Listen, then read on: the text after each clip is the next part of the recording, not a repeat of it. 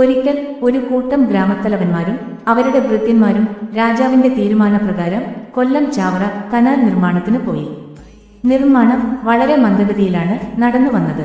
അമിതമായ കാലതാമസം കാരണം അവർ ചെട്ടിക്കുളങ്ങരയ്ക്ക് മടങ്ങി വരാൻ കഴിയാതെ അവിടെ കുടുങ്ങിപ്പോയി.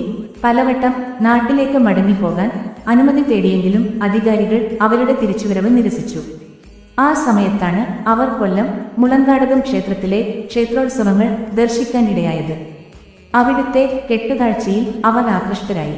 അവർ ചെട്ടിക്കുളങ്ങര ഭഗവതിയോട് ഇപ്രകാരം പ്രാർത്ഥിച്ചു: ചെട്ടിക്കുളങ്ങരയിലേക്ക് തിരിച്ചു പോകാൻ ഉടൻ അനുമതി ലഭിച്ചാൽ എല്ലാ വർഷവും നേർച്ചയായി സമാനമായ കെട്ടുകാഴ്ചകൾ നിർമ്മിച്ചു നൽകാമെന്ന്. അവരെ അക്ഷരാർത്ഥത്തിൽ അത്ഭുതപ്പെടുത്തിക്കൊണ്ട് അടുത്ത ദിവസം തന്നെ ചെട്ടിക്കുളങ്ങരയിലേക്ക് മടങ്ങാൻ അനുമതിയും ലഭിച്ചു. അന്ന് മുതൽ വാഗ്ദാനം ചെയ്തതുപോലെ അവർ വലിയ കെട്ടുകാഴ്ചകൾ ഉണ്ടാക്കി ഭഗവതിയുടെ പരിസരത്തേക്ക് കൊണ്ടുവന്നു.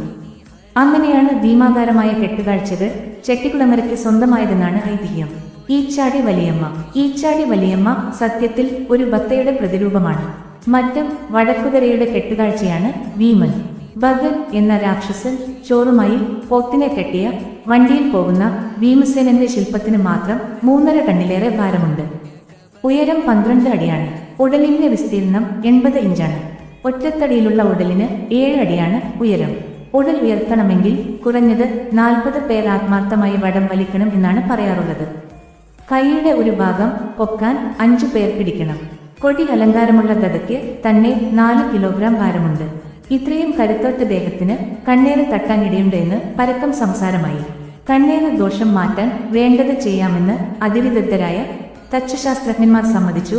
ആ കാലത്ത് കെട്ടുകാഴ്ചയുടെ നിർമ്മാണ പ്രവർത്തനങ്ങൾ നടക്കുന്ന സ്ഥലത്ത് കാഴ്ചയ്ക്കായി സ്ഥിരമായി എത്താറുള്ള ചെട്ടിക്കുളങ്ങര അമ്മയുടെ അതീവ ഭക്തയായ പ്രായമായ സ്ത്രീയെ കണ്ട് കൊത്തുപണി ചെയ്തുകൊണ്ടിരിക്കുന്ന ആശാരി കൊത്തിയ രൂപമാണ് ഈച്ചാടി വലിയമ്മ. ഇത് അന്നോളം ഒരു പുരാണ കഥാപാത്രമായിരുന്നില്ല. ഇത് ഭീമസേനന്റെ ദാരുശില്പത്തിനോട് ചേർന്ന് ഒറ്റത്തടിയിലാണ് കൊത്തിയുണ്ടാക്കിയിട്ടുള്ളത്.